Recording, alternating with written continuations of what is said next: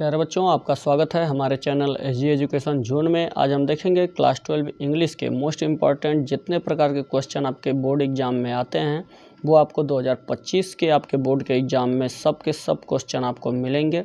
और या तो फिर इसी प्रकार के क्वेश्चन मिलेंगे, यदि आप यहाँ पे अच्छे तरीके से देखे रहेंगे, समझे रहेंगे, तो आपको एग्ज़ाम में किसी प्रकार की कोई दिक्कत नहीं होगी। इसमें हम हर प्रकार के प्रश्न शामिल किए हुए हैं, चाहे वो आपके ऑब्जेक्टिव टाइप क्वेश्चन हो, चाहे क्वेश्चन आंसर हो, या ग्रामर से रिलेटेड जितने भी लेसन से रिलेटेड आपके क्वेश्चन जो भी क्वेश्चन आपके उठते हैं, चाहे वो सिंथेसिस हो, ट्रांसफॉर्मेशन हो, सिंटैक्स हो, आपका एक वीडियो में पूरा काम हो जाएगा। इसमें आपको किसी भी प्रकार की कोई दिक्कत नहीं होगी।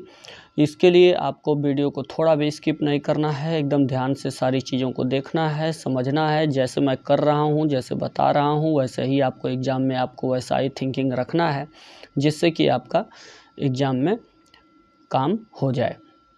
अब देखिए यहाँ पे जो पहला क्वेश्चन आपका है, ये इसमें पूछ रहा है कि ए foreigner who settles in a country. ये आपका क्वेश्चन जो है वन वर्ड सब्स्टिट्यूशन से लिया गया है। ए फॉरेनर मतलब who settle in a country, जो एक देश में रहता है, एक विदेशी अगर कोई, तो उसे क्या बोला जाता है? इमिग्रेंट, एमिग्रेंट, एलियन, ए विजिटर। तो विजिटर कहा जाता है कि इमिग्रेंट कहा जाता है कि इमिग्रेंट कहा जाता है कि एलियन। तो इसमें आपका जो सही ऑप्शन होगा वह क्या होगा? इमिग्रेंट होगा। यानी उस विदेशी को क्या बोलते हैं? जो एक देश में रहता है तो उसे बोलते हैं इमिग्रेंट। तो अब देखिए अगला क्वेश्चन है to die in harness. To die in harness का मीन्स क्या होता है? इसका मीन्स आपका देखिए ये जो होता है, ये pre meditated murder, dying young in an accident, to die while in service, to be taken by surprise। अब इसमें आपका जो सही ऑप्शन होगा, टू डाई इन हार्नेस का मतलब होता है बिना कुछ हासिल किए मर जाना, यानी to die while in service, यानी कि सेवा के दौरान या सर्विस या नौकरी के दौरान ही डाई मतलब मर जाना। ये आपका सही ऑप्शन होगा। ये वन व सब्स्टिट्यूशन से रिलेटेड वो पहला क्वेश्चन था। ये आपका जो है वो क्या है? फेज, इडियम और फेज से रिलेटेड क्वेश्चन है। तो इस प्रकार से आपको क्वेश्चन को सॉल्व करना है। The synonym of Ben. Ben का सिनोनिम क्या होता है? बैनिश होता है, बैनर होता है, कर्स होता है, बैन होता है। तो बेन का सिनोनिम होता है आपका, बेन का सिनोनिम का अर्थ ये है कि इसी का समानार्थी, यानी कि इसी के जैसे अर्थ वाला। बेन मतलब भी श्राप होता है और कर्स मतलब भी श्राप होता है। ये आपका इसका दोनों का सेम मीनिंग है, तो सिनोनिम है, तो इसलिए ये क्या कहा जाएगा? ये इसका सिनोनिम है कर्स। अगला क्वेश्चन है cattles are grazing in the field. जो cattles are grazing in the field, जो ये सेंटेंस है, इसमें कह रहा है which word in the sentence is an error. इसमें गलती कहाँ से है? तो कैटिल का कभी बहुवचन नहीं बनाया जाता है। ये आपका गलती कहाँ से है? कैटिल्स से है। तो यहाँ से कैटिल्स हो नहीं होता है, कैटिल ही होता है, यस नहीं लगाया जाता है। कैटिल में कभी इसका बहुवचन नहीं बनाते हैं, यही कैटिल ही इसका बहुवचन का रूप है, यानी कैटिल ही इसका बहुवचन होता है, कैटिल्स नहीं होता है। तो गलती कैटिल्स में है। अब अगला क्वेश्चन है कि the antonym of knowledge is. Knowledge का एंटोनिम मतलब इसका विलोम यानी उल्टा क्या होता है? नॉलेज मतलब ज्ञान, और इग्नोरेंस होता है, यानी न एजुकेशन होगा, न इंडिफरेंट होगा, डिफरेंस होगा, न नोइंग होगा। क्या होगा? नॉलेज का क्या होता है एंटोनिम, यानी विलोम क्या होता है, उल्टा क्या होता है? इग्नोरेंस होता है। ये एंटोनिम सिनोनिम से आपका क्वेश्चन था। अगला क्वेश्चन है गवर्नमेंट बाय द रिच, यानी कि एक रिच के द्वारा, यानी जो सरकार चलाई जाती है उस सरकार को क्या बोलते हैं? क्रिस्टोक्रेसी, प्लूटोक्रेसी, ब्यूरोक्रेसी, ऑटोक्रेसी। तो ये बोलते हैं प्लूटोक्रेसी, ठीक है ना। और ऑटोक्रेसी किसको बोलते हैं? जो खुद एक व्यक्ति का शासन, ठीक ना, तो इसको बोलते हैं। यहाँ पे अगला है कि पॉइंट आउट जो फेज है इसका क्या अर्थ है? पॉइंट आउट का फेज ये अर्थ है, ये टू टेल मतलब बताना, ठीक ना। तो पॉइंट आउट का क्या मीनिंग होता है? टू टेल मतलब बताना। अगला जो है वो आपका क्वेश्चन है जीलस। जीलस का सिनोनिम, सिनोनिम का मतलब इसी के समानार्थी, यानी जो जिसका अर्थ एकदम सेम टू सेम वही हो, जैसा कि ऊपर था आपका बेन का, तो बेन मतलब भी श्राप होता है और कर्स मतलब भी श्राप होता है। तो जीलस मतलब ईर्ष्या और इनवियस मतलब भी क्या होता है, ईर्ष्या। तो ये जीलस का ये नहीं कि जेड वाला कह दीजिएगा, जीलस, कैलस, इनवियस, डेंजरस, इसमें से आपका इनवियस जो होगा वो सही ऑप्शन होगा। अगला क्वेश्चन आपका है कि he knows Ramu since a long time. तो इसमें वह रामू को लंबे समय से जानता है। तो ये जो ए लॉन्ग टाइम है इसके साथ सिंस लगेगा कि फॉर लगेगा, ये गलती कहाँ से है, इसमें भी सिंटैक्स यानी ईरर यानी गलती देखना है। तो ये सिंस नहीं होना चाहिए, ये सिंस में ही क्या है, गड़बड़ी है। यहाँ पे क्या होना चाहिए, फॉर होना चाहिए। तो ये लॉन्ग टाइम के साथ क्या लगता है, सिंस नहीं लगता है, फॉर लगता है। तो अब देखिए अगला क्वेश्चन है जस्टिस का विलोम यानी एंटोनिम यानी अपोजिट। जस्टिस मतलब न्याय, तो जस्टिस का इनजस्टिस होता है, ये इसका सही ऑप्शन होगा। अनजस्टिस, मैल प्रैक्टिस और मैलिस ये दोनों नहीं होंगे, ये तीनों नहीं होंगे। इसका सही ऑप्शन जस्टिस का क्या होता है, उल्टा इनजस्टिस होता है। One who seize the dark side of a thing, एक व्यक्ति जो क्या निराशा कि हर चीज़ में निराशा यानी कि कमी देखता है। मतलब कहने का ये अर्थ है कि हर जो व्यक्ति हर चीज़ में ये केवल निगेटिव ही सोचता है यानी केवल निराशा ही देखता है, उसे क्या बोलते हैं, पेसिमिस्ट बोलते हैं। तो इस तरीके से ऑप्टिमिस्ट किसको बोलते हैं, जो ब्राइट साइड, अब यहीं पे ब्राइट साइड यानी कि सब चीज़ में पॉजिटिव थिंकिंग रखता हो, ठीक ना। तो अगर यहाँ पे ब्राइट साइड कहेगा तो आपका ऑप्टिमिस्ट हो जाएगा, लेकिन यहाँ पे क्या कहा है, डार्क साइड कहा है तो पेसिमिस्ट होता है, आशावादी, निराशावादी।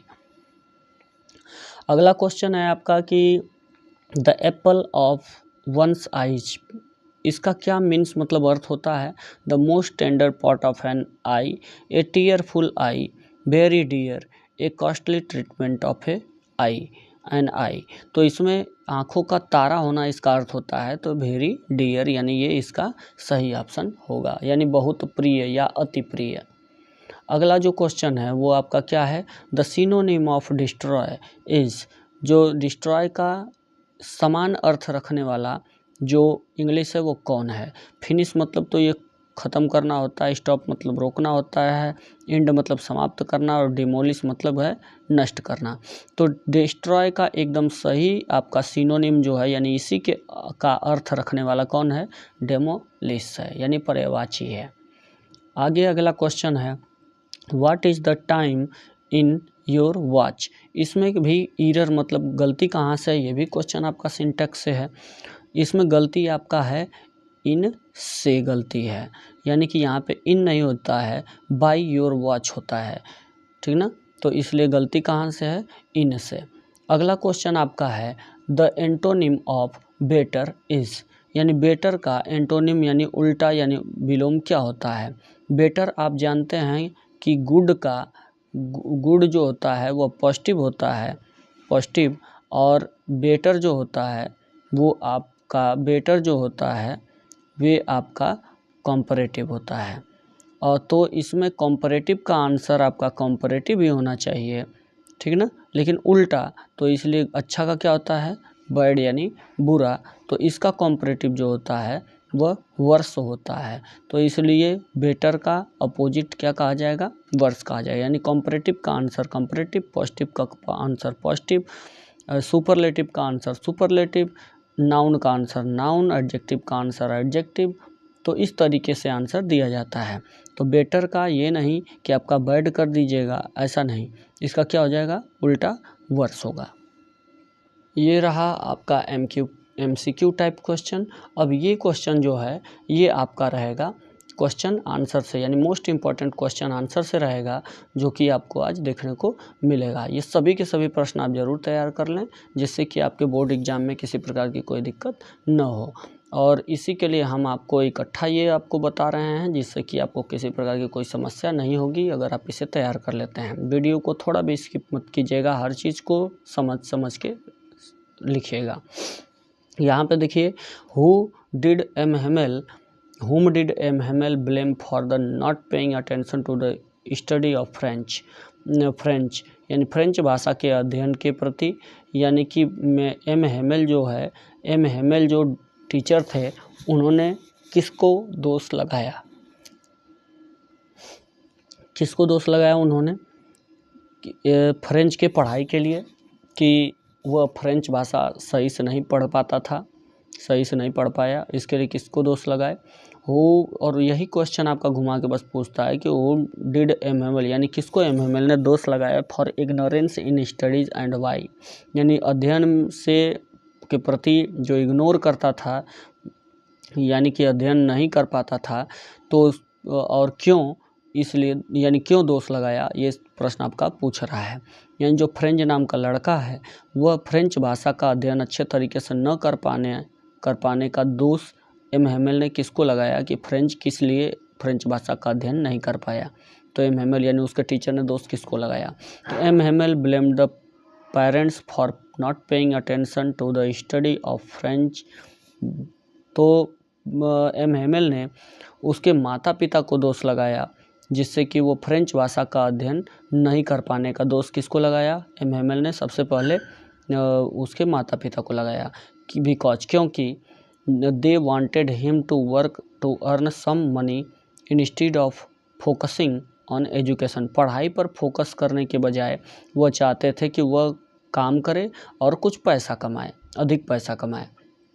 और आल्सो ब्लेम्ड हिमसेल्फ, उन्होंने अपने आप को भी दोष लगाया, एमएमएल ने अपने आप को भी दोष लगाया, बिकॉज, क्योंकि he made the boy work in his garden which made him miss his lesson and whenever he wish to go for fishing तो ही गेव हिम हॉलीडे। तो इसलिए भी दोष लगाया अपने आप को, क्योंकि वह क्या करते थे, वह लड़के को काम करने के लिए बगीचे में भेज दिया करते थे, और जिससे कि उसका जो लेसन था वह छूट जाता था, वह नहीं पढ़ पाता था। और जब भी उनका मन करता था फिशिंग करने का, यानी मछली मारने के लिए जाने का, तो ही गेव हिम हॉलीडे, वो उसे छुट्टी दे दिया करते थे। तो इस तरीके से जो भी प्रश्न हम बता रहे हैं वो सभी के सभी मोस्ट इम्पॉर्टेंट क्वेश्चन हैं, वो सबको ज़रूर तैयार कर लीजिएगा। और अगला क्वेश्चन आपका है कि what did MML say about the French language, French भाषा के बारे में एमएमएल क्या बोलते थे। और व्हाट डिड एमएमएल, इसी को पूछेगा कि what did MML say about the language and its importance. MML क्या बोलते थे अबाउट द लैंग्वेज, यानी कि भाषा के बारे में, और इट्स इम्पोर्टेंस, और इसके महत्व के बारे में, भाषा का क्या महत्व होता है इसके बारे में, और भाषा के बारे में क्या बोलते हैं। MML say about the French language, MML जो है वह फ्रेंच भाषा के बारे में बोलते हैं कि it was the most wonderful language, कि यह कैसी भाषा है, जो फ्रेंच भाषा है वह सबसे सुंदर भाषा है, और द क्लियरेस्ट, एक स्पष्ट भाषा है, and the most logical language, और ये बहुत सबसे अधिक तार्किक भाषा है इन द वर्ल्ड, मतलब दुनिया में। He asked them to guard it, वो कहते हैं कि हमें इसकी रक्षा करनी चाहिए, एंड नेवर फॉरगेट इट, और इसे कभी भूलना नहीं चाहिए, बिकॉज, क्योंकि व्हेन पीपल वर इंस्लेव्ड, जब व्यक्ति गुलाम होता है, तो एज लॉन्ग एज, जितने लंबे समय तक, they held fast to their language, जितने लंबे समय तक वह पकड़े रखता है या स्वीकार किए रहता है अपनी भाषा को, तो they had the key to their prison, तो उस समय उसके कैद खाने की वह चाबी के समान होती है उसकी भाषा, जिसको वह जितने लंबे समय तक रखता है सुरक्षित।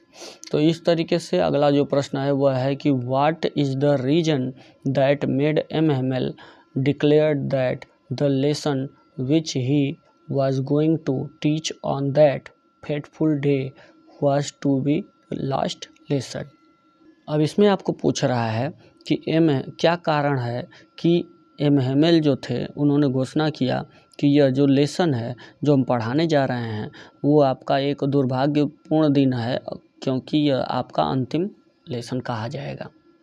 और इस तरीके से इसी प्रश्न को घुमा के पूछेगा कि इन द लास्ट लेसन, यानी लास्ट लेसन जो आपका लेसन का नाम है उसमें देशों का नाम बताइए जो एक दूसरे से लड़ रहे थे, और describe the content of bulletin board, यानी और बुलेटिन बोर्ड पर क्या लिखा गया था उसके बारे में बताइए। तो इन लास्ट लेसन में एल्सास और लॉरेन नाम के जो हैं देश वो प्रूसिया के द्वारा क्या हैं, कब्जे में कर लिए गए हैं इन battle of France and Prussia countries, यानी कि प्रूसिया और फ्रांस के बीच देशों के बीच जो युद्ध हो रहा था, उस युद्ध में प्रूसिया के द्वारा अल्सास और लॉरेन, जो फ्रांस के 2 ज़िले हैं अल्सास और लॉरेन, दोनों को कब्जे में कर लिया गया था।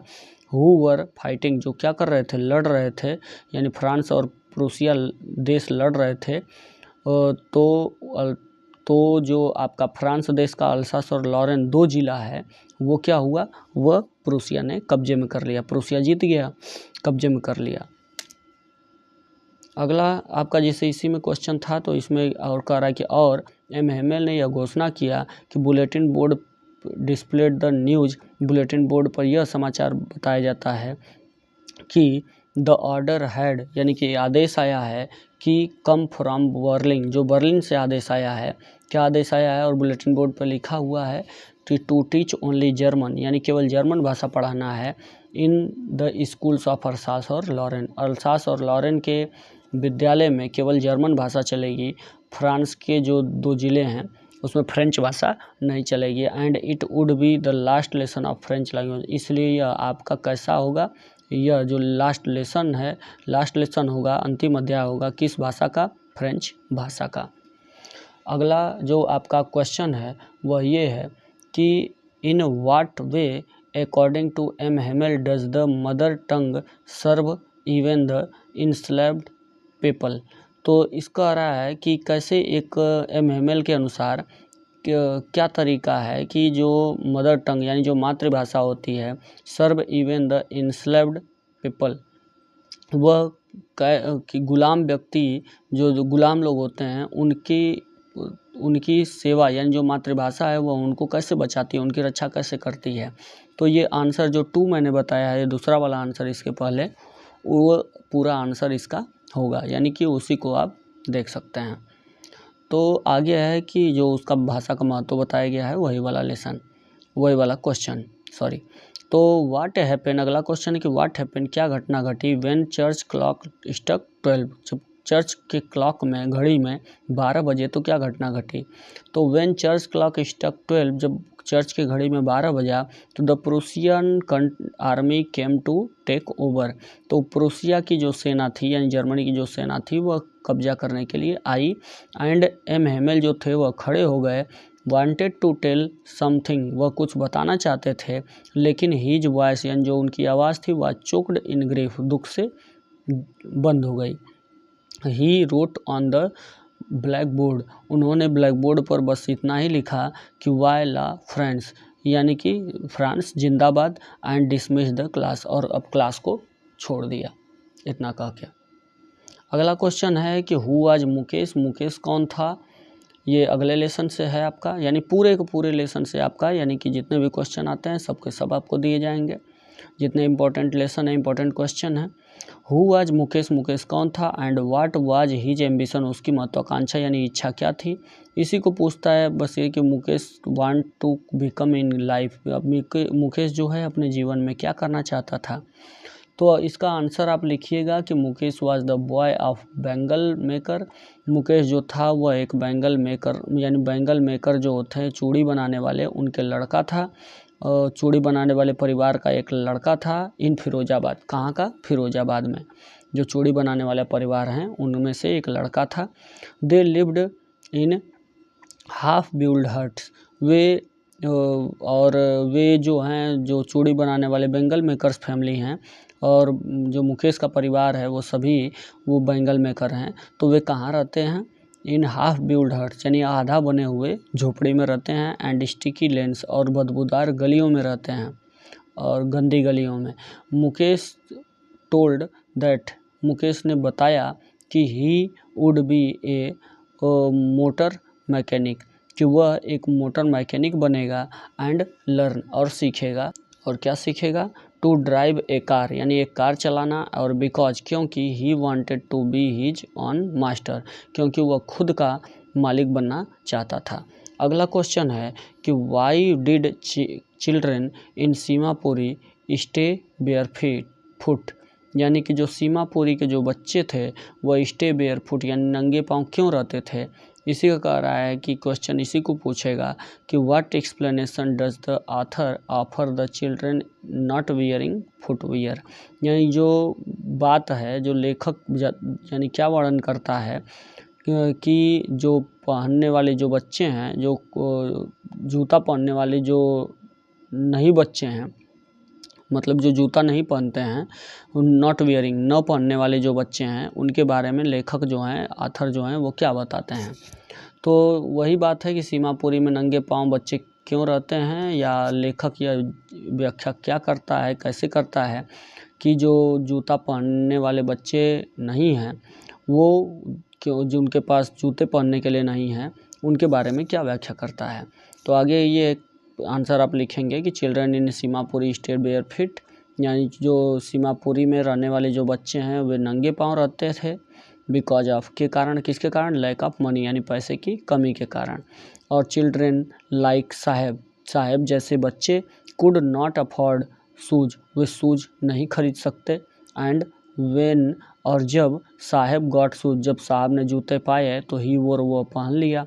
One explanation is that it become a tradition for them, और एक बात तो ये भी होती है कि एक परंपरा होती है, ट्रेडिशन होती है, फॉर देम यानी कि उन लोगों के लिए जो टू स्टे बेयर फिट, जो नंगे पांव रहते हैं। एक नंगे पांव रहने की परंपरा होती है, लेकिन वो परंपरा नहीं थी, वह साहेब जैसे जो गरीब बच्चे हैं वो जूते नहीं अफोर्ड कर सकते, खरीद सकते, और जब वे पाते हैं तो पहन लेते हैं।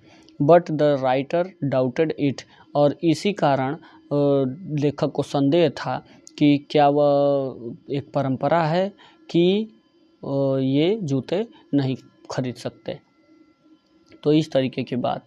अगला जो क्वेश्चन है कि ये है कि what was the importance of garbage for और चिल्ड्रन इन सीमापुरी, यानी सीमापुरी में जो रहने वाले बच्चे हैं उनके लिए गार्बेज यानी कूड़े का क्या इम्पोर्टेंस, मतलब महत्व था। What was the meaning of garbage for children, यानी कि बच्चों के लिए कूड़े का क्या महत्व होता है, क्या अर्थ होता है। What did they find in it, वे इसमें क्या पाते थे। अगला क्वेश्चन है कि what does the inhabitant of Seemapuri do for their survival, यानी कि जो सीमापुरी में रहने वाले लोग हैं वह उनके जीने खाने का के लिए वह क्या किया करते थे। तो तीनों प्रश्न का मतलब वही है, तो आप इसमें एक ही बात ये लिखेंगे, तो इससे तीनों प्रश्न का आंसर एक ही होगा। Seemapuri is a slum area in Delhi, Seemapuri जो है वह दिल्ली का एक झोपड़पट्टी यानी कि जो गरीब एरिया है, क्षेत्र है। और चिल्ड्रन ऑफ सीमापुरी, जो सीमापुरी के बच्चे हैं और वहाँ उनके जो माता पिता हैं, पेरेंट्स हैं, वे रैग पिकर यानी कि कूड़ा बीनने वाले हैं। वे यानी बच्चे जो हैं वह expected to get some coins, वे कुछ सिक्के पा सकते थे, कुछ नोट पा सकते थे, और ए वैल्यूएबल थिंग, और कुछ मूल्यवान चीज़ें पाते थे, इन इट मतलब इस कूड़े से। सम टाइम, कुछ कभी कभी, दे फाउंड 1 रुपीज़, कभी कभी वे 1 रुपये भी पा जाते थे। एट टाइम्स यानी एक बार, at times even a 10 rupees, और कभी कभी वे 10 रुपया भी पा जाते थे। बाई विच मतलब जिससे, गार्बेज जो कूड़ा था वह is a source of wonder, एक आश्चर्य का प्रतीक था, फॉर चिल्ड्रन यानी बच्चों के लिए, बच्चों के लिए कूड़ा एक आश्चर्य का प्रतीक था। एंड फॉर एडल्ट्स, और बड़ों के लिए रैग पिकर्स, जो बड़े कूड़ा बीनने वाले थे बच्चों को छोड़कर, वे मिंट ऑफ सर्वाइवल, उनके लिए जीविका का एक साधन था। जो अगला क्वेश्चन है वो है कि why did Saheb join the job at the milk booth, Saheb ने दूध की जो दुकान थी वहाँ पे नौकरी क्यों किया। Saheb join the job at the milk booth, Saheb ने मिल्क बूथ पे दूध की दुकान पे नौकरी क्यों करना शुरू किया, उसने काम क्यों किया, क्यों जुड़ गया उससे काम करने के लिए। बिकॉज क्योंकि ही गॉट मनी, वह पैसे पाता था। एंड ऑल हिज मील्स, और अब भोजन पाता था। And he was paid 800 rupees for his service, और वो अपनी सेवा के लिए 800 रुपये भी पा जाता था। आगे है कि mention the hazard of working in the glass Bengal industry. जो उसका यानी कि जो चूड़ी बनाने वाला जो कारखाना था जो, तो उसमें काम करने से के क्या नुकसान थे। What are the hazard of working in bangle makers industry. तो यही चीज़ आपका पूछ रहा है, इसमें मेंशन कर रहा है, इसमें व्हाट क्वेश्चन एक ही है। आंसर आप देंगे कि उससे क्या नुकसान था, इसकी क्या हानियाँ थी। तो जो वर्कर्स थे, काम करने वाले जो थे, वर्क मतलब काम करते थे इन डिंगी सेल, यानी कि एक अंधेरी गलियों में, अंधेरे कमरे में काम करते थे। विदाउट एयर, बिना हवा के, एंड लाइट यानी बिना प्रकाश के, बिना हवा बिना उजाले के वे काम करते थे अंधेरे में, अंधेरे कमरों में। They lose the brightness of their eyes, इसलिए वे अपनी आँखों की रोशनी, जो चमक थी, ब्राइटनेस जो रोशनी थी, वह उसे लूज मतलब खो देते थे। The powder from the polishing, क्यों खो देते थे, क्योंकि जो पॉलिश करने ऑफ बेंगल मतलब कि चूड़ी पे जो पॉलिश किया जाता था उस समय जो उसका पाउडर होता था वह आल्सो ब्लाइंड देम, वह भी उन्हें अंधा कर देता था। अगला जो क्वेश्चन है आपका वो ये है कि what happen to the rat trap seller in the woods, यानी जंगल में रैट ट्रैप सेलर जो था, यानी जो चूहेदानी बेचने वाला था, उसके साथ क्या घटना घटी। After stealing the crafters money, जो उस झोपड़ी में रहने वाला जो व्यक्ति था उसका पैसा चुराने के बाद, the peddler avoided the road, उसने रोड छोड़ दिया, रोड नहीं गया, and walked through the forest, जंगल में घुस के गया जिससे कि उसे कोई पकड़ न ले। सून, जल्द ही क्या हुआ कि नाइट फेल, यानी रात हो गई, और he could not find his way out, और वह इस तरीके से वह अपना रास्ता भूल गया। He walked and walked without coming to the end of the wood, वह जंगल के अंत तक नहीं जा पाया, वह चलता गया, यानी लेकिन फिर भी वह जंगल के अंत को नहीं पाया। ही फाइनली, वह अंत में रियलाइज दैट, उससे यह आभास हुआ कि he was walking round and round, कि वह घूम रहा है केवल द सेम पॉट, यानी वह एक ही जगह पे बार बार घूम के आ जा रहा है जंगल में, वह बाहर नहीं जा पा रहा है। This made him frustrated and tired, इस तरीके से इस घटना ने उसे दुखी कर दिया और थका दिया। नाउ, अब ही रियलाइज दैट, उसे यह लगा कि he had fallen into A rat trap, वह एक चूहे दानी की तरह, जैसे उसमें चूहा फंस जाता है वैसे ही वह फंस चुका है। अगला क्वेश्चन है कि why did the man selling rat trap resort to begging and petty thievery, जो चूहेदानी बेचने वाला था, रैट ट्रैप, वह यानी कि वह चूहेदानी जो बेचने वाला व्यक्ति आदमी था, वह चूहेदानी क्यों बेचता था, और कभी कभी भीख मांगता था, और प्रिटी थिप्स, और कभी कभी कुछ चोरी भी कर लेता था। तो the man selling rat trap, जो आदमी था वह यानी कि चूहेदानी बेचता था, जो पेडलर था वह चूहेदानी बेचता था, तो यूज्ड टू बेचा करता था चूहेदानी एज ए लिवलीहुड, यानी कि अपने जीविका के लिए, यानी कि जीने के लिए। हिज बिजनेस, जो उसका व्यवसाय था, वॉज नॉट स्पेशली प्रॉफिटेबल, वह विशेष रूप से इतना फायदे वाला बिजनेस या व्यवसाय नहीं था चूहेदानी बेचना। सो इसलिए he had to resort to both, इसलिए वह दोनों काम कर लेता था, थोड़ा थोड़ा बेगिंग, कभी भीख मांग लेता था, एंड पेटी थ्योरी, या कभी कभी चोरी कर लिया करता था पैसे की कमी के कारण।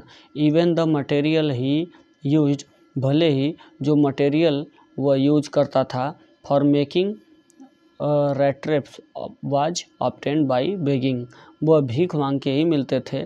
तो इस तरह चूहेदानी बनाने की चीज़ें, तो वैसे ही वह क्या करता था, भीख मांग लेता था कभी कभी, और कभी कभी चोरी भी कर लिया करता था अपनी जीविका के लिए। फ्रॉम वेयर, कहाँ से, did the peddler get the idea of the world being a rat trap, कि जो यह दुनिया है वह एक चूहेदानी, रैट ट्रैप के समान है, चूहेदानी के समान है, यह पेडलर के दिमाग में कहाँ से आया। During one of his wondering, अपने जब वह घूम रहा था तो घूमने के दौरान, he was thinking of his rat traps, वह अपने चूहेदानियों के बारे में सोच रहा था। और सडनली अचानक क्या हुआ कि he was stuck by the idea, अचानक उसके दिमाग में एक विचार आया कि द होल वर्ल्ड, जो पूरी दुनिया है, वह would about him was nothing but a big rate trap, वह एक चूहेदानी के अलावा, यानी एक बड़ी चूहेदानी के अलावा कुछ भी नहीं है यह दुनिया। हर व्यक्ति यहाँ पे चूहे की तरह इसमें फंसा हुआ है। अगला क्वेश्चन है कि what made the peddler think that he had Indeed fallen into A rat trap, यानी कि जो पेडलर था वह थिंक मतलब क्या सोचा, कैसे सोचा कि that he Indeed fallen into A rat trap, कि वह एक चूहेदानी में फंस चुका है, वो उसके दिमाग में यह कैसे आया, क्या आया, यानी क्या सोच थी उसकी। तो जो पेडलर था वह स्टोल द क्राफ्टर 30 क्रोनर, वह क्राफ्टर का 30 क्रोनर चुरा लिया था।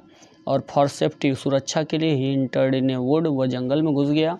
ही walked and walked without coming, वह चलता ही गया लेकिन फिर भी नहीं पाया, क्या नहीं आ पाया, इन इट्स एंड, यानी उस जंगल के अंत में फिर भी नहीं आ पाया, तो लेकिन चलता ही गया। तो ही दिस मेड, जब वो फंस गया जंगल में, बाहर नहीं निकल पाया, अंत तक जंगल के नहीं पहुंच पाया, तो this made him think that, तभी उसके दिमाग में आया कि he had Indeed fallen into A rat trap, कि वास्तव में वह एक चूहेदानी की तरह जो जंगल है उसमें वह फंस चुका है, वास्तव में वह एक चूहेदानी की तरह उसमें फंस चुका है। आगे है क्वेश्चन कि why did Gandhi ji chide the lawyer, Gandhi ji ने क्यों फटकारा, क्यों डांटा, लॉयर्स मतलब वकीलों को क्यों डांटा।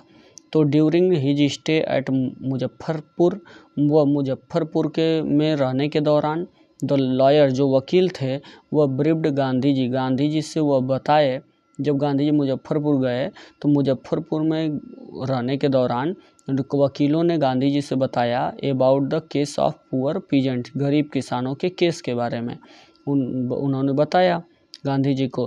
तो they told about their cases, वे उनके केसेस के बारे में बताए कि क्या केस चल रही है। And the size of the fees, और जो पैसा कितना लिया जाता है इसका, मतलब कितना पैसा लिया जाता है इसका, फीस कितना लिया जाता है उसके बारे में बताए। तो गांधी जी ने चाइड देम, यानी उन्हें फटकारा, फॉर कलेक्टिंग बिग फीस, यानी कि बहुत अधिक बड़ा इसका फीस लेने पर गांधी जी ने उन्हें डांटा कि तुम इतनी ज़्यादा फीस इन गरीब बेचारे किसानों से क्यों लेते हो। द शेयर क्रॉपर, जो बटाई के जो किसान थे उन सभी को, यानी सभी से वह इतना बड़ा पैसा वह लेते थे वकील केस लड़ने के लिए, तो उस पर गांधी जी ने डांटा। He advise them to stop going to the law court, he advise them, वह उन्हें सलाह भी दिए कि वह क्या करें, लॉ कोर्ट में न जाने का सलाह दिया। He pointed out that the peasant, वो उन्होंने यह भी बताया समझाया कि पीजेंट्स वर पुअर, कि जो ये किसान हैं वह गरीब हैं, और फियर स्ट्राइकन, वे डरे हुए हैं। It was urgent to make them free from fear, यह सबसे ज़रूरी है कि उनसे उनका जो डर है, डर से फ्री मतलब उन्हें स्वतंत्र किया जाए। अगला जो क्वेश्चन है वह ये है कि what did Gandhi ji do for Champaran, Champaran के लिए गांधी जी ने क्या किया। तो महात्मा गांधी जी ने appointed volunteers to educate the villagers of Champaran, यानी कि उन्होंने वॉलंटियर्स को बुलाया कि चंपारण के किसानों, जो चंपारण के गांव के जो किसान हैं, गांव वालों को एजुकेट मतलब शिक्षा देने के लिए उन्होंने वॉलंटियर्स को बुलाया। And set up as an ashram, और वहाँ पे एक आश्रम बनाया। और हीज वाइफ, अपनी जो पत्नी थी कस्तूरबा, वह टॉट पर्सनल क्लीननेस, वह व्यक्तिगत स्वच्छता के बारे में समझ जाती थी। एंड कम्युनिटी, और कम्युनिटी मतलब कि community sanitation into the villagers, और गांव वालों को सही चीज़ें सिखाती थी, मतलब कि कैसे समाज में रहा जाता है। And a doctor also volunteer to serve, और एक डॉक्टर भी जो था वह भी उनकी सेवा के लिए रखा गया, गांव वालों की सेवा के लिए, for villagers for a period of 6 month, यानी 6 महीने के लिए 6 महीने के लिए एक डॉक्टर भी रखा गया, ठीक ना, उन किसानों की या गांव वालों की सेवा करने के लिए। अगला जो क्वेश्चन है वो ये है कि आपका कि what did the instructor do to train Douglas, यानी जो इंस्ट्रक्टर है यानी जो सिखाने वाले थे, शिक्षक थे, वह डगलस को यानी कि क्या सिखाए, तो क्या करना सिखाए। तो इंस्ट्रक्टर जो शिक्षक थे वह बिल्ड डगलस ए स्विमर, वह डगलस को स्विमर यानी एक तैराक बनाना चाहते थे, पीस बाय पीस यानी कि धीरे धीरे करके, टुकड़ों टुकड़ों में, थोड़ा थोड़ा करके वो उसे तैराक बनाना चाहते थे, बना दिए। और फॉर 3 मंथ्स 3 महीने के लिए तो सबसे पहले he held them on a rope attach to his belt, एक रस्सी उन्होंने बनाया जो उसके बेल्ट से बंधी हुई होती थी, और he went back and fourth, वह आगे और पीछे जाया करते थे, अक्रॉस द पुल यानी पुल के, और यानी कि उसके डगलस के बेल्ट जो होता था उसमें बेल्ट से एक रस्सी बंधी हुई होती थी जिससे वह खींच के इस पुल से उस पुल यानी पुल के इस पार से उस पार वह जाया करता था, कभी इधर तो कभी उधर। बट लेकिन जो पैनिक था यानी जो डर था वह seize the author every time, यानी हर समय उस डगलस को यानी लेखक को घेर लिया करता था। द इंस्ट्रक्टर टॉट डगलस, तो इसलिए वो जो सिखाने वाले जो शिक्षक थे वह डगलस को यानी कि लेखक को सिखाते थे कि to put his face under water, यानी कि अपना चेहरा पानी के अंदर डाल लो, एंड एक्सहेल, और फिर बाहर सांस लो, and to raise his nose, और अपनी नाक उठा लो, एंड फिर क्या करो, एंड एक्सहेल यानी कि बाहर की ओर यानी अपनी सांस छोड़ो, और यहाँ पे कह रहे हैं कि और टू रेज हिज नोज, और अपनी नाकें उठा लो, और इनहेल मतलब और सांस खींच लो, यानी जब आपको सांस लेना है तो आप पानी के अंदर गर्दन के सांस लेना है तो पानी से ऊपर अपनी गर्दन रेज मतलब उठाइए और सांस ले लीजिए, और सांस छोड़ना है तो पानी के अंदर ही क्या करो, इनहेल एक्सहेल मतलब कि अंदर ही सांस छोड़ दो। और फिर है कि then Douglas had to kick, तब डगलस को यानी कि डगलस जो था वह लात मार रहा, यानी और फॉर मेनी वीक्स यानी कई सप्ताह तक अपना हाथ पांव मारा, टिल तब तक दीज रिलैक्स, जब तक कि वह रिलैक्स मतलब कि पूरा स्वतंत्र नहीं हो गया, आराम उसे नहीं मिल गया, यानी डर से जब तक वह छुटकारा नहीं पा लिया। आफ्टर 7 मंथ्स यानी 7 महीने के बाद the instructor told him to swim, instructor ने उससे बताया या कहा तैरने के लिए, the length of the pool यानी कि पूरे पुल की लंबाई को एक इकट्ठा तैरने के लिए उसने कहा। वह जान गया कि अब यह पूरी तरह से सीख लिया है, इसलिए 7 महीने बाद वह उसे बोला डगलस को यानी लेखक को कि तुम अभी इकट्ठा क्या करो, एक ही बार में पूरा पुल तैर के तय कर दो। How deep was the pool, pool कितना गहरा था, और what was there in the water यानी कि पानी में क्या था। तो डगलस जो था went down to the bottom of 9 feet deep water for the first time, सबसे पहले डगलस को यह लगा कि जो यानी यह पता चला उसको कि जो गहरा पानी है वह उसकी जो तली है वह 9 फीट दूर है, यानी 9 फीट गहराई है, ठीक ना, और 9 feet seem to him like more than 90 feet, और जब वह डूब रहा था तो उस समय उसे 9 फीट की गहराई 90 फीट यानी 90 फीट की मालूम होती थी। ही ग्रीव पैनिकी, उसका डर बढ़ जाता था, before he could touch the bottom, और bottom his lungs were about to burst, और जैसे वह बॉटम के पास जब छूने अभी जाता था यानी वह टच होता था, जब पूल का जो बॉटम होता था यानी जो तली होती थी वह जब तक वह छुए तब तक उसका लगता था कि हिज लंग्स उसका फेफड़ा अबाउट टू बर्स्ट यानी फट जाएगा या फटने वाला था, ऐसा उसे लगता था। ही फेल्ट पैराडाइज, वह क्या हुआ यानी कि उससे पहले ही यानी बॉटम जो था यानी पेंदी उसकी यानी जो तली है पुल की वह टच हो, इससे पहले उसका लगता था कि फेफड़ा फट जाएगा, और वह उससे पहले ही उसे ये लगा कि मैं पैरालाइज, यानी जैसे लग रहा है कि मेरा हाथ पाँव चल ही नहीं रहा, लकवा जैसा हो गया, पैरालाइज हो गया है। He was buried in the water, वह पानी में पूरी तरह से दफन हो चुका था। हिज ब्रीथ, जो उसकी सांस थी, वाज गॉन, वह चली गई थी। एंड टेरर, जो भय था, ओवर पावर्ड हिज हर्ट, यानी कि उसके दिल को पूरी तरह से, हृदय को जकड़ लिया था या भर लिया था। वाट डिड डगलस डू, यानी डगलस ने क्या किया inside the water to save his life, यानी अपना जीवन बचाने के लिए डगलस ने यानी लेखक ने क्या किया। व्हेन, जब डगलस वाज पिक्ड एंड जब डगलस उठाया गया और एंड टॉस्ड, और जब फेंक दिया गया इनटू द डीप इंड, यानी गहरे पानी में, तो ही वॉज फ्राइटेंड, वह डर गया, बट नॉट इंटायरली, लेकिन पूरी तरह से नहीं। वाइल, जबकि वह going down to the bottom, जबकि वह गिरा तो नीचे की तरफ जा रहा था, बॉटम की तरफ, तो उस समय के दौरान ही मेड ए प्लान, उसने एक योजना बना ली, टू सेव हिमसेल्फ, यानी अपने आप को बचाने का, from beginning from Bing drawn, यानी डूबने से बचाने का उसने अपने मन ही मन में योजना बनाई।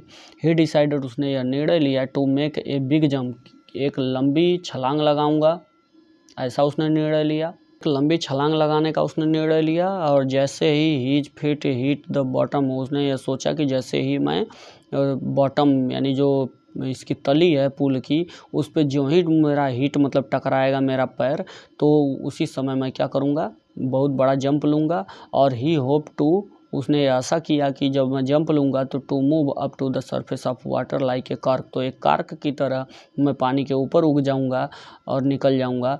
Then he would lie flat on it, और ऊपर से मैं क्या करूँगा, ऊपर आके सो जाऊँगा। And paddle to the edge of the bottom, और लात पाँव मार के, हाथ पाँव मार के, पैडल करके यानी हाथ पाँव मार के मैं एड्ज मतलब किनारे चला जाऊँगा, ऑफ द पुल मतलब पुल के। द प्लान, यह जो योजना थी, वाज ओनली पार्टली सक्सेसफुल, वह कुछ ही क्या हुई, सफल हुई, पूरी तरह से सफल नहीं हुई। ही रोज टू सरफेस ट्वाइस, वह पानी के सरफेस पर 2 बार आया, लेकिन इस टाइम हर बार वह स्वॉलोड वाटर, वह पानी निगल लेता था, एंड वेंट डाउन, और नीचे डूब जाता था, चला जाता था। व्हाट डिड रोजवेल्ट से, रोजवेल्ट से मतलब क्या कहते थे about the fear of death, यानी कि जो भय था पानी का, जो मृत्यु का भय था, उससे के बारे में क्या कहते थे। तो कह रहा है कि in the story deep water, या जो ये डीप वाटर की जो स्टोरी मतलब कहानी है, उसमें डगलस टाक यानी बताते हैं या कहते हैं कि द फियर ऑफ वाटर, यानी पानी के भय के बारे में बताते हैं, बात करते हैं। एंड हाउ ही फाइनली, और अंत में वह कैसे ओवरकम इट, यानी वह उस पर विजय प्राप्त करते हैं, विथ स्ट्रांग, यानी पूरी मजबूती के साथ, विल पावर, यानी पूरी इच्छा शक्ति के साथ, करेज मतलब पूरे साहस के साथ, हार्ड वर्क यानी मेहनत के साथ, एंड फर्म डिटर्मिनेशन, और दृढ़ संकल्प के साथ, कैसे वह यानी उस पर विजय प्राप्त करते हैं अपने डर पर, इसके बारे में बताते हैं। वंस ही, एक बार, वह टुक करेज, यानी वह साहस बांधे, द फियर वैनिस्ड, और क्या हुआ, जैसे एक बार जब वह साहस जुटाए, तो उनका फियर यानी जो भय था वह वैनिश मतलब पूरी तरह से समाप्त हो गया, नष्ट हो गया। That shows most of our fear, जो हमें क्या सबसे अधिक हमारे फियर्स मतलब भय को दिखाता है, आई आर बेसलेस, यानी कि जो हमारे निराधार जो डर है, जिसका कोई आधार नहीं है, उस डर को दिखाता है। फियर क्रिएट्स, जो फियर मतलब जो डर है, वह क्रिएट मतलब रचता है, डेंजर्स मतलब खतरे को बताता है, खतरा रचता है, यानी डर ही खतरे का कारण है। वेयर मतलब जहाँ भी, जहाँ देयर इज नन, जहाँ पर खतरा नहीं है, तो यानी जहाँ डर नहीं है वहाँ पे कुछ भी नहीं है, यानी जो डर है वही क्या करता है, खतरे को जन्म देता है, इससे अधिक कुछ भी नहीं। ही रियलाइज दैट, उन्होंने यह आभास किया कि यह एहसास हुआ उन्हें, इन डेथ मतलब कि मृत्यु में, देयर इज पीस की मृत्यु में ही शांति है, एंड देयर इज टेरर, और एक ही भय है, only in fear of death, यानी कि केवल मरने का डर ही मरने का डर ही एक प्रकार का डर है। दिस शोज दैट, यह दिखाता है कि fear of something is actually far, जो किसी चीज़ का जो डर होता है वह far more dangerous than the thing itself, वह खुद जो है स्वयं के डर से वो खतरे से उतना डर नहीं होता है। यानी जो हम खुद डरते हैं अपने अंदर, हमारे जो डर होता है, खुद का जो डर होता है वह किसी चीज़ के प्रति, वह उस खतरे से ज़्यादा भयानक नहीं होता है। यानी कि हमारा खुद का डर ही उस खतरे को जन्म देता है। आगे अगला क्वेश्चन है कि what did the author think, यानी कि लेखक ने क्या सोचा when he was drowning in water, जब पानी में डूब रहा था। तो ये सारा क्वेश्चन आप ऊपर जो अभी इसके पहले ये वाला जो अभी बताया मैंने आंसर, इसके ऊपर वाला जो आंसर मैंने बताया है वो सीधे आप पूरा आंसर 3 वाले का लिख लीजिएगा। अगला क्वेश्चन है आपका कि what incident was in childhood that made Douglas afraid of water. ये क्वेश्चन पूरा क्वेश्चन आंसर आप लिख लीजिएगा और हर चीज़ एकदम तैयार कर लीजिएगा। ये सभी के सभी एक साथ आपको दिए जा रहे हैं आपके फ़ायदे के लिए। तो ये क्या है कि थोड़ा भी स्किप मत कीजिएगा और हर चीज़ को समझते जाइए। कहानी आप समझे रहेंगे इसमें का, तो कोई आपको समस्या नहीं होगी। और इम्पोर्टेंट क्वेश्चन का आंसर अगर आप उसके अर्थ के साथ जैसे मैं बता रहा हूँ अगर देखेंगे तो आगे आपको मिलेगा। इसके बाद फिर ग्रामर का क्वेश्चन चलेगा, थोड़ा भी स्किप मत करिएगा, हर चीज़ समझते हुए देखते हुए चले जाइए। एग्ज़ाम के टाइम में भी आप जैसे एग्ज़ाम देने जाएंगे तो उसके पहले एक बार इसको पढ़ लीजिएगा, देख के चले जाइएगा। What incident was in childhood, यानी कि बचपन में क्या घटना घटी, that made Douglas afraid of water, कि डगलस को पानी से भय हो गया। बचपन की घटना के बारे में बताना है। कह रहा है कि व्हेन डगलस वाज 3 और 4 ईयर, जब डगलस 3 या 4 साल का था केवल, तो हिज फादर जो उसके पिता थे took him to the beach, वह समुद्र के किनारे लेके गए, कैलिफोर्निया के समुद्र के किनारे लेके गए। वाइल, जबकि he was standing in the Surf, जबकि वो क्या थे, लहरों के बीच में थे, खड़े थे। ए स्ट्रांग वेव, तभी एक अचानक बहुत तेज लहर आई और नॉक्ड हिम, उन्हें धक्का दे दी और वह गिर गया। कौन, Douglas. He was buried in water, वह पानी में पूरी तरह से डूब गया। हिज ब्रीथ, जो उसकी सांस थी, वाज गॉन, वह अटक गई यानी रुक गई। और ही वाज मच फ्राइटेंड, वह बहुत ज़्यादा डर गया। और दो हिज वाटर फादर, इस और जबकि उसके जो पिता थे वाज होल्डिंग हिम, वह उसे पकड़े हुए थे। ही दस, इस प्रकार he developed aversion to water, इस प्रकार उसके पानी से उसके भय का विकास हुआ है, यानी कि भय जन्म लिया। अब कह रहा है कि who was the rat seller, rat seller कौन था और how did he make them, वो उसे कैसे बनाता था चूहेदानी को। अब कह रहा है रैट सेलर जो पेडलर था या रैट सेलर था, वाज द रैट सेलर, जो पेडलर था वही रैट सेलर था जो क्या करता था, यूज टू अर्न यानी कमाया करता था, हिज लिविंग यानी अपनी जीविका, बाई सेलिंग मतलब बेचकर, स्मॉल रैट यानी छोटी छोटी चूहेदानियाँ बेचकर, मेड ऑफ वायर जो तारों की बनी हुआ करती थी, बनी होती थी तार की, तो उन्हीं छोटी छोटी चूहेदानियों को बेचकर वो अपना जीविका कमाता था। से चूँकि हिज बिजनेस, जो उसका बिजनेस था, व्यवसाय था, वाज नॉट प्रॉफिटेबल, उसका बहुत ज़्यादा फायदे वाला नहीं था, इसलिए ही रिसोर्टेड, वह बीच बीच में थोड़ा थोड़ा भी बेगिंग, वह भीख मांग लिया करता था, एंड प्लेंटी थेपरी, और कभी कभी थोड़ी मोड़ी चोरी कर लिया करता था। Nobody treated him with kindness and respect, क्योंकि कोई भी व्यक्ति उससे काइंडनेस यानी कि दयालुता के साथ और आदर के साथ कोई उससे बात भी नहीं करता था, उसके साथ कोई आदर का या दयालुता का, दया का व्यवहार नहीं करता था, इसलिए। अब वाई डिड पेडलर कंसिडर जो द वर्ल्ड एज ए रेट्रैप, यानी जो पेडलर था यानी जो रेट्रैप सेलर था, वह दुनिया को एक चूहेदानी क्यों कंसिडर मतलब मानता है। The peddler consider the whole world, जो पेडलर था वह पूरी दुनिया को कंसिडर मतलब मानता था, एज ए बिग रेट्रैप यानी एक बड़ी चूहेदानी मानता था। Its sole purpose being to set bait for people, इसका सीधा सीधा यही मतलब है कि लोग जो हैं इसी में उलझे हुए हैं। द जॉय जो खुशी है, और जो रिचेज जो धन संपत्ति है ऑफ दिस वर्ल्ड यानी इस दुनिया की, आर नथिंग वह कुछ भी नहीं है, किसके अलावा, but nothing but tempting baits यानी कि केवल लालच वाली एक, जैसे कोई लालच वाला भोजन हो, जैसे चूहेदानी में लालच का एक वस्तु होती है, तो वैसे ही लालच की वस्तु के अलावा वह कुछ भी नहीं है, जो दुनिया की जो खुशी है और जो धन है, संपत्ति है। Anyone who is tempted bye them, और जो भी इनके द्वारा लालच किया जाता है और जो लालच में आता है, वॉच कैप्चर्ड वो फंस जाता है, बाय द रैट ट्रैप एक चूहेदानी की तरह उसी में फंस जाता है, विच कंप्लीट जो पूरी तरह से क्लोज्ड इन ऑन हिम जो पूरी तरह से उसमें उसे जकड़ लेती है या बंद कर लेती है। अब चलिए कुछ ग्रामर पोर्शन से क्वेश्चन देख लेते हैं जो अब बहुत ही इंपॉर्टेंट होते हैं। सी सेड उसने कहा कि I called on you the day before yesterday. इसके ये देखने पे आप जानते होंगे कि कॉमा इन्वर्टेड कॉमा है यानी इसका इनडायरेक्ट बनाना है। तो सी सेड का ये सबसे पहला चीज़ कि ये जो आपका डबल इन्वर्टेड कॉमा में है ये असर्टिव सेंटेंस है, सब्जेक्ट वर्ब और लास्ट में फुल स्टॉप, तो ये आपका असर्टिव होता है। तो असर्टिव सेंटेंस का जब आप बनाएंगे तो इसमें दैट से जोड़ते हैं। तो सबसे पहला काम आप करेंगे कि सी सेड, तो आपका ज्यों का त्यों रहेगा, सी सेड के बाद वह जोड़ेंगे किससे, दैट से। आई बदलेगा सी के अनुसार, तो यहाँ पे सी हो जाएगा, क्यों, क्योंकि फर्स्ट पर्सन का सब्जेक्ट के अनुसार बदलता है, अगर सेकेंड पर्सन यानी यू है तो ये किसके अनुसार बदलता है, ऑब्जेक्ट के अनुसार। तो ऑब्जेक्ट यहाँ पे नहीं है तो हम ही या सी में से कुछ भी ले लेंगे। अब यहाँ पे देख रहे हैं कि ये आई बदला सी के अनुसार, तो यहाँ सी हो गया।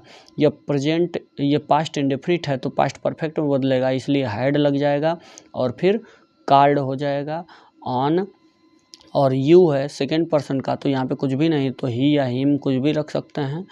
यहाँ पे यू का मतलब क्या है, सब्जेक्ट नहीं है ऑब्जेक्ट है, क्यों, क्योंकि वर्ब के बाद आया है इसलिए यहाँ पे ऑब्जेक्ट है, तो ही का ऑब्जेक्ट ही लेंगे तो हिम, और सी लेंगे तो यहाँ पे हर, कुछ भी रख सकते हैं। और द डे बिफोर, और यस्टरडे का होता है द प्रीवियस डे,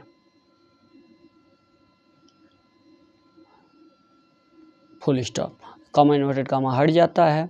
और ये आप जान जाएं कि ये पास्ट इंडेफिनिट था तो पास्ट परफेक्ट में आपका बदल गया, हैड और रोड का थर्ड फॉर्म। और आगे जो है आपका इसमें जो इन्वर्टेड कॉमा के अंदर केवल तीन ही चीज़ें बदलती हैं, नियरेस्ट टू फारदेस्ट जो द प्रीवियस डे हो गया, जो आपके प्रोनाउन होते हैं और जो टेंस होता है, बस यही तीन चीज़ें बदलती हैं, इसके अलावा इन्वर्टेड कॉमा में कुछ भी नहीं बदलता। आगे हम देख रहे हैं कि ऊपर तो असर्टिव था, दैट से जोड़ा गया, और लेकिन ये आपका इंट्रोगेटिव सेंटेंस है, हेल्पिंग वर्ब से शुरू है, इसलिए इसमें इफ़ से जोड़ेंगे या वेदर से। अगर यहीं पे क्वेश्चन वर्ड रहता तो हम इफ़ या वेदर से नहीं जोड़ते, उस क्वेश्चन वर्ड से ही जोड़ देते। तो ये आपका क्या हो जाएगा, सी, और सेड ये इंट्रोगेटिव है इसलिए सेड की जगह क्या हो जाएगा, आस्क्ड हो जाएगा। और फिर इफ़ हो जाएगा, इफ़ के बाद सीधे सब्जेक्ट के पास जाएंगे, यू है यहाँ पे ऑब्जेक्ट नहीं है तो आप अपने मन से ही ले लीजिए, सी ले लीजिए, कुछ भी ले लीजिए, और कैन का क्या हो जाएगा, कुड हो जाएगा, ही कुड टेल। और यहाँ पे मी है फर्स्ट पर्सन, किसके अनुसार बदलेगा, सी के अनुसार, तो मी है ऑब्जेक्ट, तो इसके जगह सी का क्या रखा जाएगा, ऑब्जेक्ट क्या होता है, her. The way to the nearest hotel, और लास्ट में क्या हो जाता है, फुल स्टॉप। कोई भी सेंटेंस रहेगा लास्ट में आपका फुल स्टॉप ही लगेगा, इन्वर्टेड कॉमा ये हट जाता है, क्वेश्चन मार्क वगैरह सब कुछ हट जाता है, फुल स्टॉप लगता है। अगला क्वेश्चन है, ये दोनों डायरेक्ट इनडायरेक्ट से थे। ये क्वेश्चन जो है कॉम्प्लेक्स बनाना है आपका, 1 लाइन 2 लाइन 3 लाइन का सेंटेंस है। करे आई बॉट ए वॉच, मैंने एक घड़ी खरीदा, it is a semi smart watch, यह एक सेमी स्मार्ट वॉच है। तो घड़ी का ही प्रकार बता रहे हैं यानी एडजेक्टिव है ये घड़ी का, तो ये क्या हो जाएगा, एडजेक्टिव है, तो ये वॉच के पहले लग जाएगा, ठीक ना। ये यहाँ तक सेमी स्मार्ट वॉच। और I like it very much, मैं इसे बहुत ज़्यादा पसंद करता हूँ। तो कॉम्प्लेक्स बनाना है तो क्या हो जाएगा कि आई बॉट मतलब मैंने ख़रीदा, ये कैसी watch, semi smart watch. Watch के पहले वॉच का एडजेक्टिव लगा दीजिए जो इसकी विशेषता है, सेमी स्मार्ट वॉच। तो ये ऐसा कर देने से ये आपका जो सेकेंड लाइन है वह समाप्त हो जाएगी। तो आई बॉट ए, मैंने एक खरीदा, कैसा घड़ी खरीदा, ए सेमी स्मार्ट वॉच खरीदा। विच मतलब जिसे आई लाइक इट वेरी मच। ठीक ना। तो ये विच से जुटा इसलिए ये कम्प्लेक्स हो गया। जो क्वेश्चन वर्ड होते हैं वो कम्प्लेक्स होते हैं, उनसे जोड़ेंगे तो कम्प्लेक्स होगा, आपका कम्प्लेक्स बनेगा। कंपाउंड देखिए इसका बनाना है, तो अब इसमें क्या होगा, he invited her to the party, यानी कि वो पार्टी के लिए उसने इनवाइट किया उसे, और सी डिड नॉट कम, वो नहीं आई। तो इसको आल दो येट से बना सकते हैं।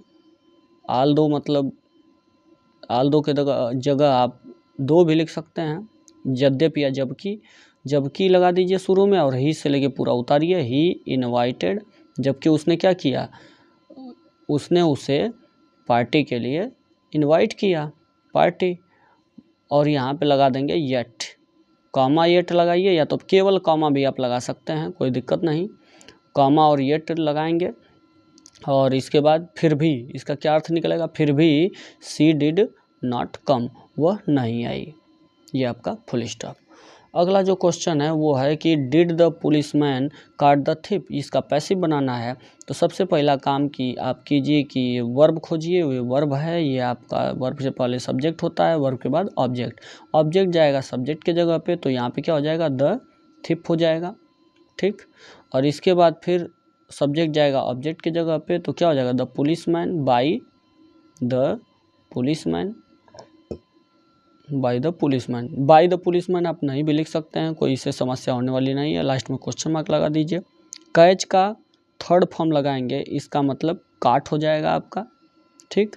और जो टेंस है, अब देखिए जब दोनों काम कर लेंगे, ऑब्जेक्ट को सब्जेक्ट की जगह, सब्जेक्ट को ऑब्जेक्ट की जगह, और वर्ब का थर्ड फॉर्म, तो उसके बाद टेंस देखा जाता है। अब देखेंगे टेंस क्या है, डिड है वर्ब का फर्स्ट फॉर्म, इसका मतलब ये पास्ट इंडेफिनिट, तो पास्ट कंटिन्यूअस का हेल्पिंग वर्ब लगेगा, तो हेल्पिंग वर्ब की जगह पे ही हेल्पिंग वर्ब लगेगा, यहाँ पे नहीं लगेगा। तो द थिप एक वचन है, तो इसलिए वाज हो जाएगा। तो वाज द थिप काट बाई पुलिसमैन, लास्ट में क्वेश्चन मार्क, ये आपका पैसिव बन गया। जैसे जैसे बताया जा रहा है, एक चीज़ को 2 बार 3 बार देख के समझ जाइएगा कैसे किया जा रहा है, वैसे एग्जाम में करना है। इसका देखिए सुपरलेटिव डिग्री बनाना है, तो सबसे पहला चीज़ कि इसमें वर्ब होगा, वर्ब को आप छांट लीजिए। ये वर्ब से पहले वाले को इसके, यानी कि ये डिग्री वाला पार्ट ये है, इस डिग्री वाले पार्ट के बाद भेज देंगे, और रेनू को इस जगह पे लेके चले आएंगे वर्ब से पहले वाले। तो कहने का मतलब एक और का सब्जेक्ट आपका ये है, दूसरे और का सब्जेक्ट आपका ये है, इस सब्जेक्ट को इसके जगह लाइए, तो हो जाएगा क्या, यहाँ पे रेनू, रेनू हो गया, क्योंकि ये पॉजिटिव डिग्री है। ये किस डिग्री का है, पॉजिटिव, क्यों, क्योंकि as so as such as वगैरह जो लगता है वो आपके पॉजिटिव डिग्री का होता है। तो इस तरीके से ये पॉजिटिव डिग्री का है, तो ये रेनू इसके जगह पे आएगा। तो जब कंपैरेटिव बनाना हो चाहे सुपरलेटिव बनाना हो, जब पॉजिटिव का हम कंपैरेटिव या सुपरलेटिव बनाते हैं तो सब्जेक्ट वगैरह चेंज हो जाता है। तो रेनू सब्जेक्ट की जगह पे, इस सब्जेक्ट की जगह पे आ गया, और ये जाएगा किसके जगह पे, रेनू के जगह पे। तो अब देखिए रेनू हो गया, रेनू के अनुसार इज ही लगेगा। और देखिए ये आपका निगेटिव है, ठीक ना, नो अदर निगेटिव है, तो ये आपका अफर्मेटिव ही रहेगा, इसमें नॉट वगैरह नहीं लगेगा। तो रेनू इज, अब देखिए डिग्री की जगह पे चेंज कर दीजिए। ब्यूटीफुल का क्या होता है, मोर ब्यूटीफुल होता है, मोर से बनता है ब्यूटीफुल का, मोर ब्यूटीफुल देन, ठीक ना। डिग्री की जगह पे आपने डिग्री चेंज किया, हेल्प इसके पहले वर्ब था तो वर्ब लगा दिया। सब्जेक्ट देखिए केवल बदल जा रहा है, बाकी सबका स्थान वही है।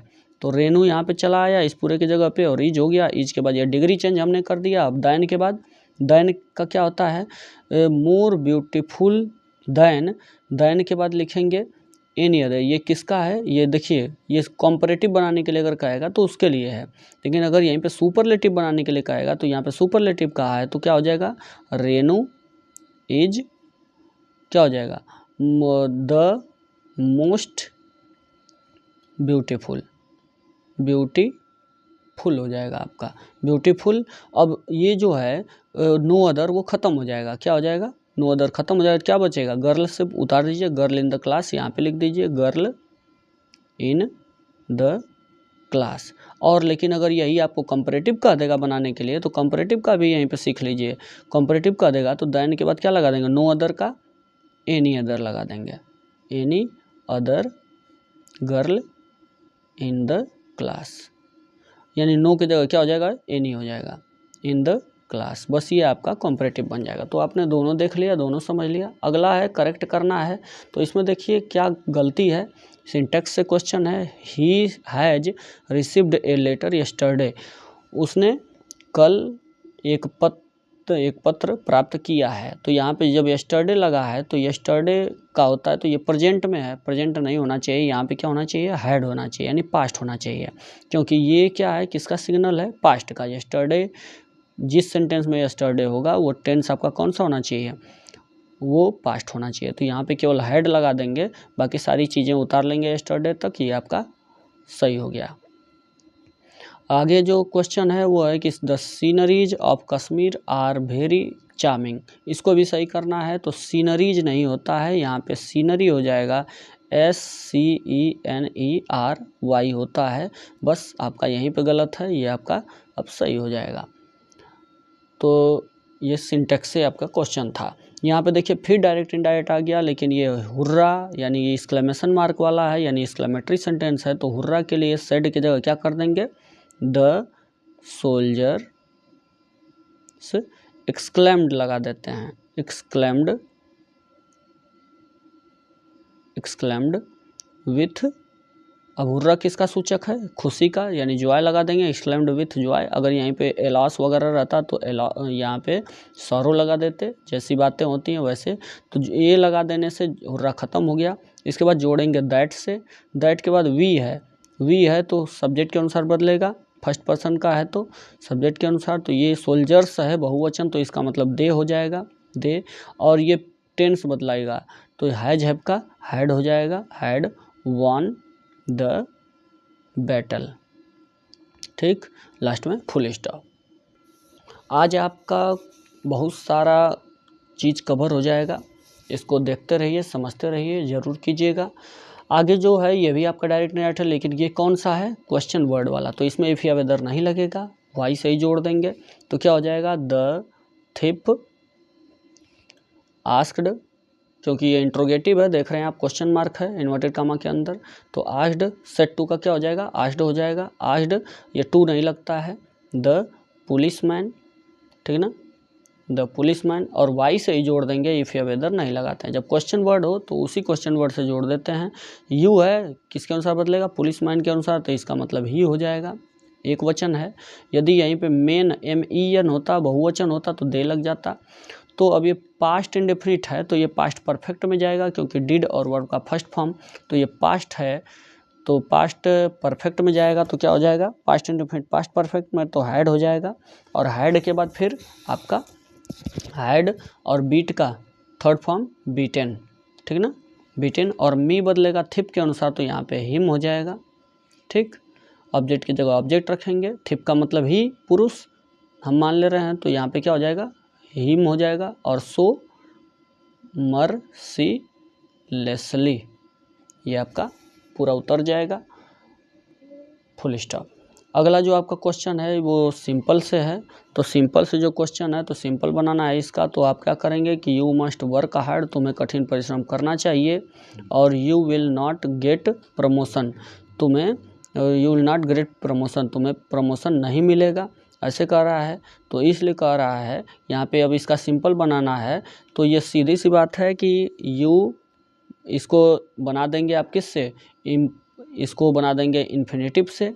तो हो जाएगा आपका कि यू मस्ट वर्क हार्ड, तुम्हें कठिन परिश्रम करना चाहिए, क्या करने के लिए, टू गेट प्रमोशन, यानी तुम्हें प्रमोशन पाने के लिए कठिन परिश्रम करना चाहिए। ये आपका सिंपल बन गया। ये कौन सा रूल लगाया गया इसमें, इन्फिनेटिव का। ठीक, तो इस तरीके से आप करिएगा। अब अगला क्वेश्चन है, इसका कॉम्प्लेक्स बनाना है। अगला क्वेश्चन आपका है, इसमें कॉम्प्लेक्स बनाना है। तो इसमें आप देखिए कि the sunset in the east, जो सूर्य है पश्चिम में अस्त होता है, इट इज़ ए फैक्ट, यह तथ्य है। तो इसमें क्या लग जाएगा कि इसमें दैट लगा के बना देंगे। तो क्या हो जाएगा, the it is a fact, यह सत्य है, दैट की। अब इसमें दैट लगा के जोड़ दिया जाता है तो कॉम्प्लेक्स बन जाता है। That the sun sets in the west, कि सूर्य पश्चिम में अस्त होता है या डूबता है, यह सत्य है कि। तो की लगा के दैट लगा के जोड़ दिया गया। और Kolkata is the biggest city in India, यानी कि भारत में सबसे बड़ा जो है शहर है कलकत्ता। तो ये कंपैरेटिव बनाना है इसका, तो आप सीधे सीधे इसका कीजिए तो the biggest city in India लिखा हुआ है। यहाँ पे ये जो हेल्पिंग वर्ब है तो वो तो ज्यों का त्यों रहेगा, ये डिग्री है ये भी इसका जगह एकदम सेम टू सेम रहेगा। आगे सिटी है एक वचन, तो नो अदर से बनाइए इसका। तो इसका कंपैरेटिव बनाना है तो आपको जैसे जो अभी बताया है मैंने उसी पे बनेगा आपका, एक वचन वाले पे। यानी कि सिटी एक वचन है तो आपका किस पे बनेगा, अगर पॉजिटिव बनाना रहता तो क्या होता, नो अदर वाले बन जाता। लेकिन इसका कंपैरेटिव बनाना है तो इसी के जगह पे ही, यानी जगह वो तब नहीं बदलता है। देखिए पॉजिटिव से जब हम बदलते हैं कंपैरेटिव में और सुपरलेटिव में तो सब्जेक्ट चेंज हो जाएगा, ठीक। और यदि कंपैरेटिव सुपरलेटिव आपस में बदलेंगे तो नो चेंज होगा, ठीक ना, कोई चेंज नहीं होगा। पॉजिटिव से अगर कंपैरेटिव या पॉजिटिव से सुपरलेटिव में बदलना हो, या सब सुपरलेटिव से पॉजिटिव या कंपैरेटिव से, यानी इन्हीं का आपस में अगर करना हो तब पॉजिटिव से अगर रिलेशन किसी का होगा, चाहे बदलना हो या उस पॉजिटिव को बदलना हो इन सब में, तो आपका सब्जेक्ट चेंज होगा। तो यहाँ पे सब्जेक्ट चेंज होने की कोई बात नहीं है, क्योंकि ये जो दिया गया है डिग्री ये सुपरलेटिव का, इसे कंपैरेटिव में बदलना है। तो आपस में कंपैरेटिव सुपरलेटिव का अगर कुछ होगा तो इसमें आपका सब्जेक्ट नहीं चेंज होगा। तो कोलकाता भी अपनी जगह पे, तो कोलकाता इज, और द बिगेस्ट का क्या हो जाएगा, इज मोर बिगर हो जाएगा, ठीक ना, मोर बिगर, सॉरी ये इज बिगर देन होगा, इसका मोर मोर से नहीं बनता है, बिग का बिगर बिगर बिगेस्ट होता है। तो ये क्या हो जाएगा, कोलकाता इज बिगर देन, ठीक। बिगर देन ये किसका सिग्नल है, कंपैरेटिव का, बिगर देन।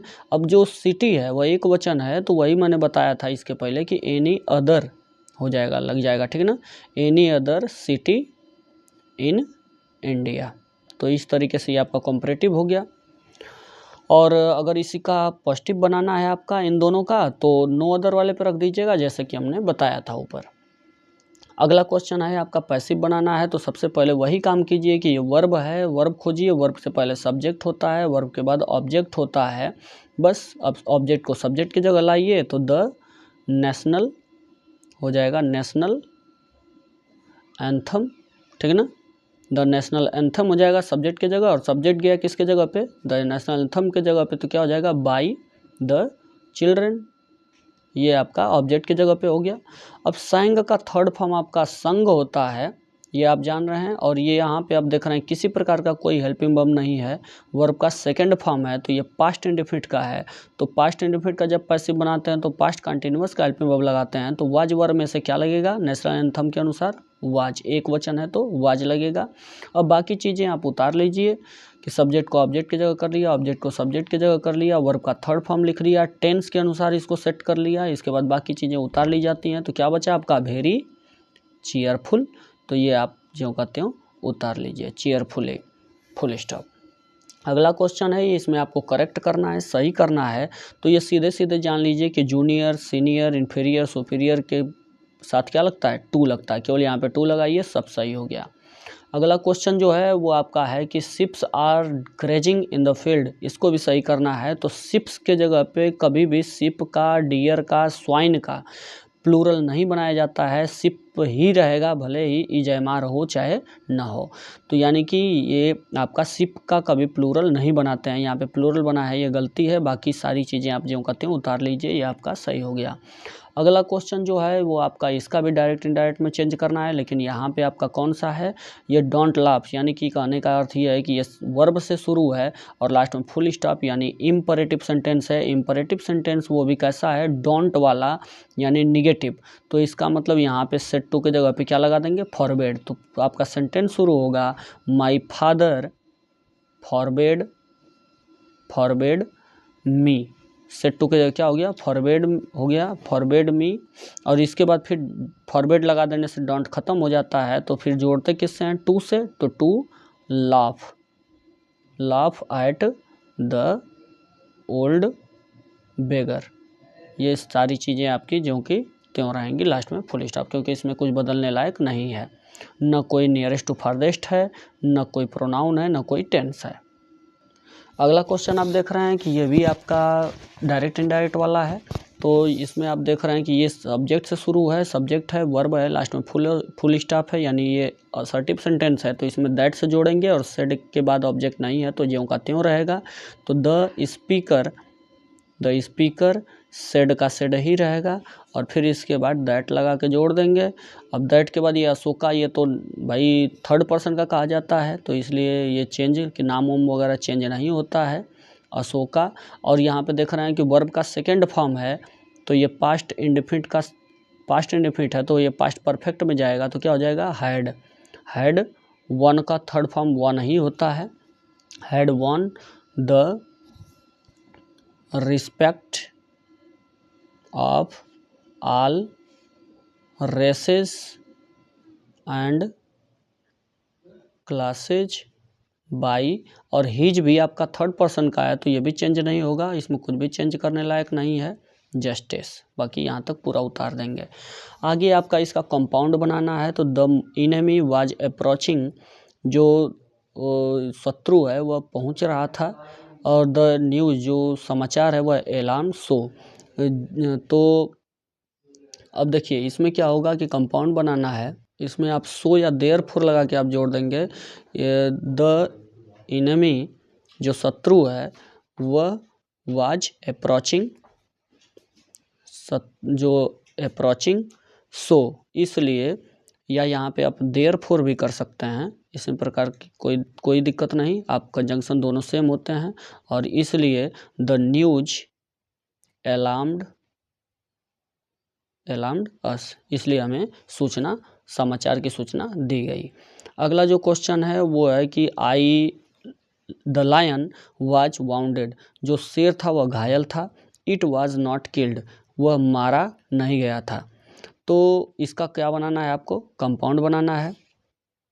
तो इसमें क्या करेंगे आप, इसमें आप बनाएंगे येट से, यानी फिर भी से, तो क्या हो जाएगा आपका जो सेंटेंस होगा, द लायन वाज वाउंडेड, यानी जो शेर था वह घायल था, येट फिर भी क्या किया गया, इट वाज नॉट किल्ड, फिर भी उसे मारा नहीं गया। तो येट से अगर आप इसको अटैच कर देते हैं तो ये आपका कंपाउंड बनता है। यहाँ पे आपने देखा कि सो या देयरफॉर से अटैच करते हैं, अगर जोड़ते हैं सेंटेंस को, तो ये भी आपका कंपाउंड बनता है। अगला जो सेंटेंस है वो आपका कॉम्प्लेक्स का है। कॉम्प्लेक्स में क्वेश्चन आपको पूछ रहा है कि she is too weak to go to the hospital for medicine. अब इसमें आपका क्वेश्चन जो ये कह रहा है, इसमें आप देख रहे हैं कि टू वाला पोर्शन है, ये आपका होता है पॉजिटिव, यानी अफर्मेटिव होता है। अब इसमें बात ये है कि इसमें आप ये सिंपल सेंटेंस भी कहा जाता है। अगर इसको आपको रिमूव टू कह रहा है तो भी आपको यही काम करना है जो अभी बताया जाएगा। निगेटिव बनाने के लिए अगर टू का कहे तो ये भी आपको वही काम करना है जो अभी बताया जाएगा। कॉम्प्लेक्स बनाने के लिए भी कहे, यानी एक ही प्रश्न को 3 चीज़ें कह सकता है और तीनों का काम एक ही करना है जो अभी बताया जाएगा। क्या करना है, जब टू वाला पोर्शन आ जाए तो सबसे पहले आपको ध्यान देना है कि TOO आपका हो, इसके बाद एडजेक्टिव है, और TO जो है आपका, इसके बाद ये वर्ब, यानी कि ये वर्ब होना चाहिए, यानी काम होना चाहिए। तो टू के बाद अब वर्ब है, यानी टू वाला कैटेगरी है, तो इसलिए TOO की जगह सबसे पहले आपको क्या करना है, सो लगा देना है, यानी इसके पहले का चीज़ उतार लीजिए, यानी सी इज़ और TOO की जगह सो हो गया, और वीक को आप उतार लीजिए। इसके बाद जो ये TO है वर्ब के पहले वाला, इसके जगह पे आप दैट लगाइए, और दैट लगाने के बाद यानी ये सो दैट हो गया। सो दैट किसका कंजंक्शन होता है, कॉम्प्लेक्स का, तो ये आपका कॉम्प्लेक्स भी बन गया। अब इसके बाद आपको ये भी ध्यान देना है कि इसका निगेटिव कैसे ये बना, तो यहाँ पे आपको क्या करना है कि इसका सब्जेक्ट, जब दैट के बाद सब्जेक्ट की एक नेसेसरी होती है, तो सब्जेक्ट आपको कहाँ से लेना है, सब्जेक्ट सी से लेना है, तो यहाँ पे सी हो जाएगा। और टेंस देखना है कि ये प्रेजेंट है, तो इसलिए कैन नॉट लगेगा, और अगर यहाँ पे वाज वर होता तो यहाँ पे आपको क्या लगा देना होता, कुड नॉट होता। तो सी कैन नॉट, और इसके बाद फिर बाकी जितना सारा चीज़ है वो नोट डाउन कर लीजिए। गो टू द हॉस्पिटल, ये उतार लीजिए, हॉस्पिटल फॉर मेडिसिन। तो आप देख रहे हैं कि ये आपका जो क्वेश्चन है वो आपका क्वेश्चन ये है कि कॉम्प्लेक्स बनाना है, तो सो दैट से आपने इसको जोड़ा, सेंटेंस को सो दैट में चेंज किया, तो ये आपका कॉम्प्लेक्स बना। रिमूव टू को हटाने के लिए कह रहा था, तो टू भी हट गया, दोनों काम हो गया। निगेटिव बनाने के लिए कर रहा था तो ये आप देख रहे हैं कि ये आपका निगेटिव पोर्शन है, यानी कि आपको एक ही प्रश्न को तीनों में से कुछ भी करने के लिए कहे, लेकिन आपको ये सो दैट वाला ही प्रोसेस अप्लाई करना है, जिससे एक ही प्रश्न को कुछ भी कहे आपका काम हो जाएगा। तो तीनों में से कुछ भी कर सकता है। अगला जो क्वेश्चन है आपका ये पैसिव बनाने के लिए कह रहा है, और ये पैसिव आपका है टू और वर्ब का फर्स्ट फॉर्म, यानी इन्फिनिट जो आपका है इन्फिनेटिव का।